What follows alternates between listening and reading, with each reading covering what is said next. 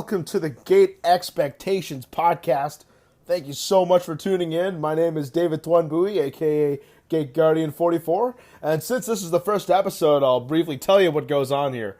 Each week, I'll bring in a guest and we'll talk all things Yu-Gi-Oh! It could be about current events, fun stories, and I'll profile every single guest that comes on. I'm a professional broadcaster and journalist, so I'm not some random guy doing this podcast. This is what I do for a living. So I hope you enjoy it. And for my first guest, I have the pen god himself. He currently has over 30,000 subscribers on his YouTube channel, Trif Gaming. It's Steven Trifunoski. Man, welcome to the podcast. 100%, man. Glad to be on. 30,000 subscribers on YouTube. That's a huge following, man. When we see your videos, we see you be brash, cocky, and very machismo, this confident kind of feeling on you, man. It's like you're Razor Ramon. I'm pretty sure you're a WWE fan. What a compliment. See, and he's one of my favorite wrestlers of all time, So, this personality that you're giving off, man, is this actually you in real life, or is this So a lot of people told me like, oh, it's just his YouTube face or whatever. No, this is just me in real life. It's not fake or anything. But I think what a lot of people see is because the whole Yu-Gi-Oh community, if you look at it as a whole, the whole Yu-Gi-Oh community has a bunch of, I don't know, for lack of a better term, betas. They have so much like they just play Yu-Gi-Oh all day, they eat all day, they don't exercise, they are scared of girls. So when you have someone who's normal, and I'm not ultra of any of that. I'm not saying I talk to 1,000 girls or anything. I don't even think I'm overly confident. I just think that in all aspects of life, I'm pretty confident in myself. But just because the whole Yu-Gi-Oh community is the opposite of that, it seems way more than it is, What do you think of, imagine telling your friend, hey bro, I'm going to go play some Yu-Gi-Oh with my Yu-Gi-Oh friends. Your friends would just expect five people that have never gone out, they're scared of girls, So I'm not a Yu-Gi-Oh player, but I love Yu-Gi-Oh. So this is not anything fake or it's not like some persona. It's just me in real life. But because everyone in the Yu-Gi-Oh community is the opposite of that, it's deemed a lot more than it is. But when you just hang out with normal people, it's just normal, Yeah, and we've met in real life before. Yeah. We've seen each other a couple times. We even played against each other back November 30th. Man, that region. Bro, we've known each other since way before Trif Gaming. Yeah, absolutely. We have we talked to regional together, but way beforehand. So we know. I've known you. I've met you, and I know that this is you every day. But a lot of people might think otherwise, just because you're just trying to get all the views, trying to get all the subs. But no, man, this is legit you. Yeah, man. That's why some people say that. I see some, especially online. A lot of people will say stuff "Oh, he's just doing a persona." What do you mean persona? That's the most fake thing I ever heard in my life. If you don't think I'm at the club screaming "Let's go" every night I go, you're delusional, bro. You know what I mean? I definitely I love to have fun, and I think everyone should as well. But I think that's one thing that makes you so popular is because you may have this outgoing personality, but this is legitimately you. This is you in a genuine form, which I think kind of speaks to a lot of other players because this is kind of what they aspire to be. I see you put a lot of Tinder posts and all that. They're funny and they're entertaining as hell to watch. Admittedly so. But you do get girls that do talk to you. You look like an average looking, pretty solid looking guy. You've got a build on you. You're pretty attractive, no homo. But you don't look like you're a guy that plays you. Yeah. And funny thing I want to touch on is I'll do some Tinder posts I have a few girls in my DMs, but if there's a funny post on Tinder, to me it's hilarious. If I show it to the boys, we're all gonna have a good laugh. Then I'll go post it on Zodiac, and then out of nowhere you're gonna have even though I think it's hilarious, but there's gonna be a few randoms looking at it, just oh wow, who's this guy think he is? Wow, he talks to a girl. You know what I mean? Yeah. And honestly, I would love to I'm not saying I'm I'm not saying I'm something oh, I'm gonna change Yu-Gi-Oh forever. I'm not saying that, but it's good to know that other Yu-Gi-Oh players can look that. Oh, hey, this guy could get girls, go to the gym, and play Yu-Gi-Oh. Oh, sick. Maybe I can do that too. Oh, see, yeah. So it's almost like you're putting a positive image for Yu-Gi-Oh players, because they're, truthfully speaking, any meta you go to, they're gonna be those introverted, like unconfident Yu-Gi-Oh players. Like it's unfortunate to say, I don't want to just generalize, but you see that in every single meta you go to. Yeah. So it's like you're almost kind of like the ideal person, but deep down, you're just a regular normal guy. There's nothing, like, not to be offensive to you, nothing like that special about you. But like the normal guy like you can live a full life. I'm just a regular dude, man. That's it. Yeah, and you're just absolutely embodying it. Yeah, I think that's a big reason why you're drawn. People are drawn to you. Bro. It's just that you're fully legitimate. That's what it is. Nothing fake about you, because I've known you. I've played against you. And you can walk the walk too, man. Like, we played against each other, man. That was one of the most intense duels I had. Bro. Like, you two owed me. The Psycho Orcus match, that was crazy. Yeah, it was, man. And like people might call you cocky, people might call you like arrogant, but Muhammad Ali said, it's not bragging if you can back it up, man. And bro, you can back it up in on the dueling. Thank you, bro. I appreciate that. I think not enough people, in my opinion, like if you look at YouTubers, like, not many YouTubers are actually like good at Yu-Gi-Oh, but you'll be surprised how much hours I put in actually just like testing and like actually just hours put into my craft, to be honest. Like, just recently I actually quit my job to do Yu-Gi-Oh YouTube full time.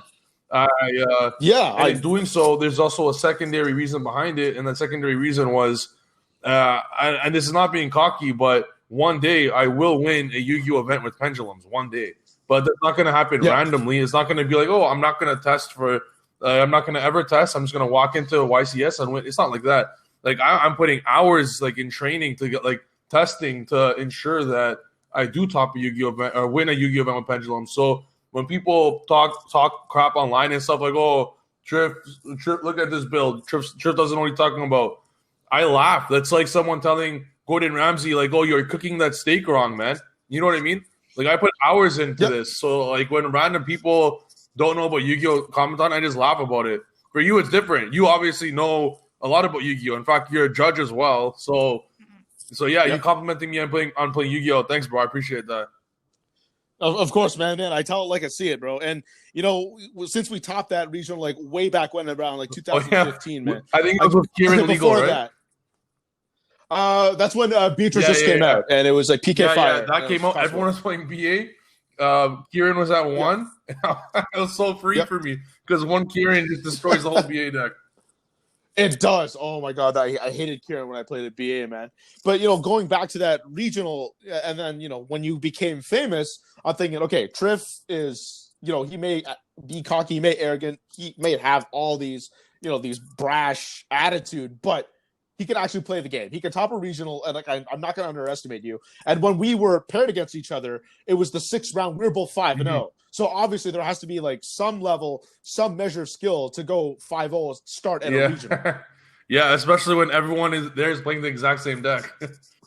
Exactly that. Like, I don't know how many times I had like Orcus mirror matches, or like Orcus variants, whatever. I had like 6 or 7 of them. Man.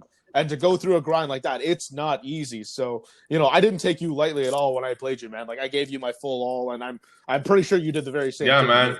I remember. I literally remember that match, bro. Like, I remember game 1 took forever. Like, it was literally anyone's game, 30 minutes. It was like 10 turns long. Like, it was a long duel, from what I remember.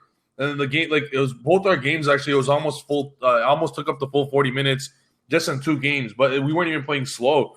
Like, that's how intense the matches were, back and forth. And I love that so much about that format. It was such a huge grind. First of all, it was a big chess match. And when I was playing against you game 1, like my hands weren't like, I won't say they're the greatest, but they weren't unplayable. Like I can make an okay move at least to be able to survive a turn. So I was just trying to fight from my head, but I felt like I was out of that entire match the entire time because I don't feel like I had any advantage over you both games at all. So I think from what you were, from what I remember, you were playing the striker engine in the Orcus deck, but I think I don't remember exactly, but I think what put me over the top in that match was I remember specifically that Dom Couch, right? I think he actually won I think he won that regional actually. But he was coming from Chicago. He was in Toronto. They were both Game Nation teammates. We're working on the deck together, and we realized that that format, the best hand trap, like hand traps actually were so good because like one Skullmeister equaled Ash Blossom in that format. So from what I remember for our match, I think what was the reason that I won was I built the whole deck with just like 3 Skullmeisters, 3 DD Crows or something like that. I forgot the exact count. But I threw so many hand traps in there, and I think the hand traps is what won at the end because, I don't know, but like getting back to what you said, like, bro, we put in effort for that whole event, man. Like, we were thinking, all it's going to be Orcus. I remember, man, that was a grind fest. Well, that was the thing, too. Like, you have a couple guys that you're teammates with that are elite duelists. I mean, you got Jesse Codd, you got Dominic Couchman. If you just learn from those two guys, I guarantee almost anybody could exponentially get their skill so much better just by being around them. Hey, even though what you just said there is 100% correct, and I agree that you have to learn in every way possible. That's how you get better. But I honestly think I learned everything I need to know about Yu-Gi-Oh!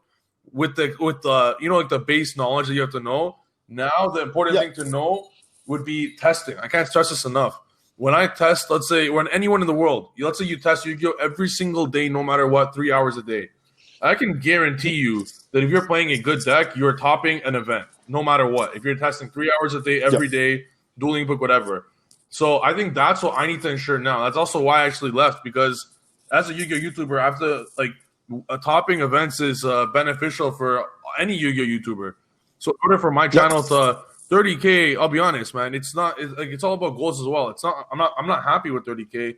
Like, it's good. It's like a little bit there, but my goal is not 30K. My goal is like to be the number 1 Yu-Gi-Oh! YouTuber in the world. But in my opinion, if I talk about pendulum and stuff, that will not be possible unless I win an event or top an event. So yeah, man, like you said, it's good to have them on my team to learn. But I think the best way to learn is just yourself and literally test nonstop until you just make 0 misplays, until you play fast beyond belief, until you know every player's move, So would you attribute a lot of your success then to just time and effort? No, time and effort. Time, effort, and vision I attribute to not just my success, but pretty much anyone's successes in the world, to be honest. Time, effort, and vision. Vision especially. Like vision, I cannot stress this enough. Anyone, like, I stress this so much. Everyone in the world has to read Think and Grow Rich. I don't know if you know that book, bro, but Think and Grow Rich, after you read that, it's a life changer, all about vision and stuff. That's what I attest all the success to.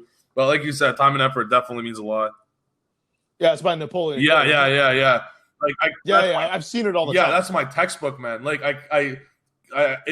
while I'm reading that, I learn it from audiobooks, so it's like I listen to it more so than read it. But it's like I already knew all these things, and everything he's saying is like speaking to me. But number one thing they say in the book, like the number one idea that the book tries to explain, is that if you really like think about something, and if you really want it, if you desire it, and if you envision it every day, it's impossible for you to fail. Like, it's literally the universal law, like the law of the universe. It's impossible for you to fail if you're working on it every single day, if you're thinking about it every single day.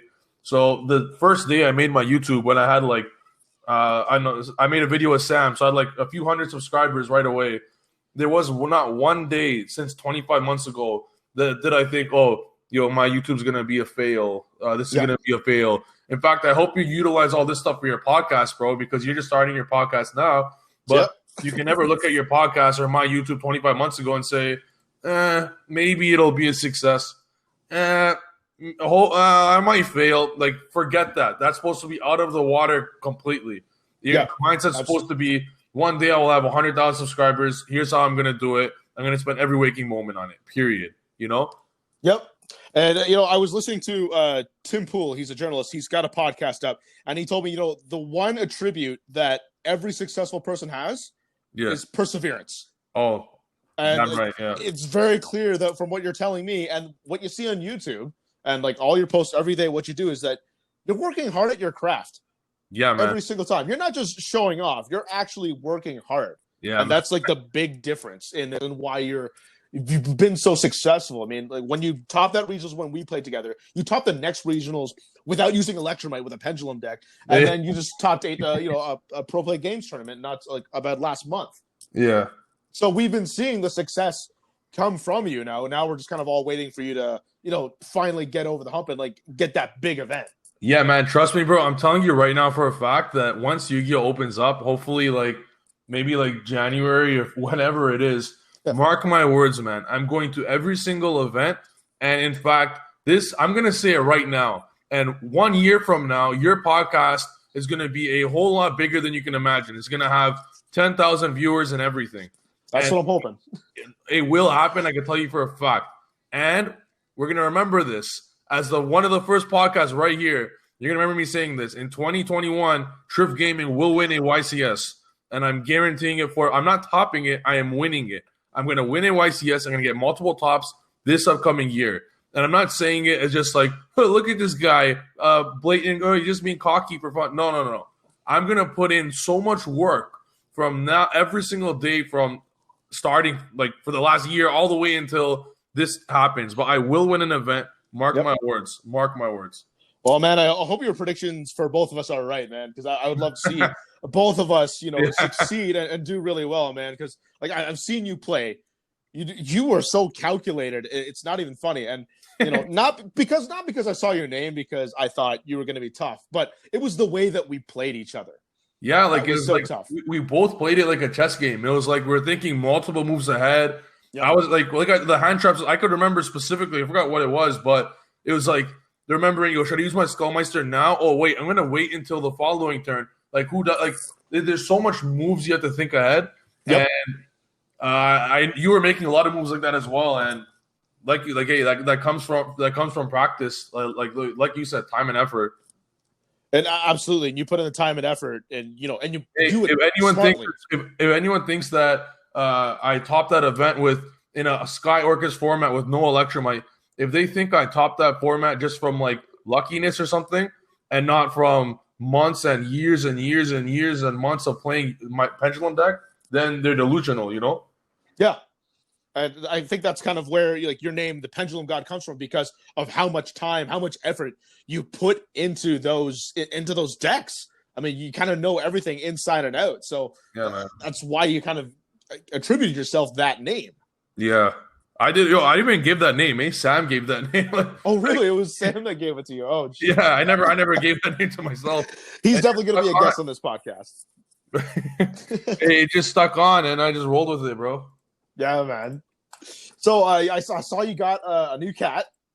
Oh, yeah. I'm looking at it right now. In fact, I didn't want to say this on the podcast, but while we were talking maybe 10 minutes ago, so it keeps pooping on my floor. But for the first time ever, I just looked at it, went to its litter box, and actually went in the litter box. I'm so proud. What made you get a cat? Nothing specific. More so like the freedom of knowing that. So I just moved out to my own place. I just quit my job to do YouTube full time. And I'm like, you know what? Let's get a cat. And I wasn't even thinking more so on like, I didn't plan this years ahead. Bro, I got both my tattoos. I got them the morning I woke up. I just said, whatever. I'm going to get a tattoo today. Same thing happened with the cat. I'm going to go get a cat right now. And I'm pretty sure you named it Indimi Meow? Yeah. Indie Meow. Indie Meow. Okay. Anything of that sort, but I just call her Mia for short. Oh, okay, got it, man. She's staring at me right now with her so big eye. Adorable, man. I saw a pic of it. It's female? Yeah. She's awesome, man. What job did you quit from? Hey, it was one of those drone jobs, 9 to 5, boring, click, annoying. It was at a warehouse. This very annoying, same thing every single day. Something that any man in the world, if they have any dreams of success, cannot picture themselves doing the same thing every single day. It was decent pay, but I knew that, you know what? If I'm going to become the greatest YouTuber in the world, and that's not being cocky, that's just my dream, that's my vision. Yeah. One day, it could be next year, next decade, even if I'm 60 years old, I will never give up on this dream. But in order for me to achieve that dream, I knew that I had to do this full time. So my YouTube and my Patreon and stuff got me to a level where I was making as much as money as my job. So I just said, you know what? That's it. I'm out. So I messaged them. I said, listen, I told them as it was. I called them one day. I'm like, listen, I need to carve my own place in life. I have some dreams to conquer, and working here is not part of those dreams. Later. Well, you're going all in on your dream, man. You have to. No one's gonna If No one's gonna people piss on you for that. think of all the athletes in the world. If people think Sidney Crosby, Kobe Bryant, Michael Jordan, Tom Brady, you think when these guys were 16 years old, 17 years old, do you think that they were like, oh, you know what? I'm just going to go ahead and I'm going to go get this full-time job. I'm not going to play basketball every single day, multiple 12 hours a day. I'm not going to do that. Instead, I'm going to go work on this job at Shoppers Drug Mart for 10 hours. And you know what I mean? Like, you can't have that. Like, when you know what you need in your life, anything else is a distraction. If it does not help towards it, it's just a distraction. If you know this is the end goal, if you know it's the end result, and if like money's not an issue for the job, it is just a distraction. Well, I'm guessing that's what you put yourself in a situation is that you put yourself in a situation where you are now comfortable that you don't need a job anymore, that YouTube can fully support your lifestyle, and now you can go all the way. Exactly. And in fact, I waited a long time for this. So I've been working on this job for a while, and I was just doing the math. I'm like, man, I'm so close to leaving. I was doing you can't just, let's say you have a family. Let's say you have rent to pay. You can't just like quit your job and just like make no money from YouTube. But that's like kind of the motivation. While I was working at my job, it was before I changed shifts, you could ask anyone in my family. This is not a boost whatsoever. I had a night shift job. It was the same job except during the night shift because they paid a little bit more, but then they closed it anyways. But while I was on the night shift, every single day was the same thing. I would wake up at 10 p.m. I would go straight to work. I'd come home at 7 a.m. I'd go to the gym. I'd get back at 9 a.m. Then from 9 a.m. to 6 p.m., I'd work on my business. I would sleep for 4 hours, 5 hours a day, and I'm not joking. Not because I literally couldn't sleep. Like there's just no way. I'm like, there's just no way I'm going to go to bed without making a video. It's impossible. I'd rather die. It's just no way. There's no way. So I did that for 2 years. 2 years of almost no sleep every single day, except on weekends. So that's the type of thing. It doesn't matter what you're doing. If you're doing YouTube, if you're doing podcasts.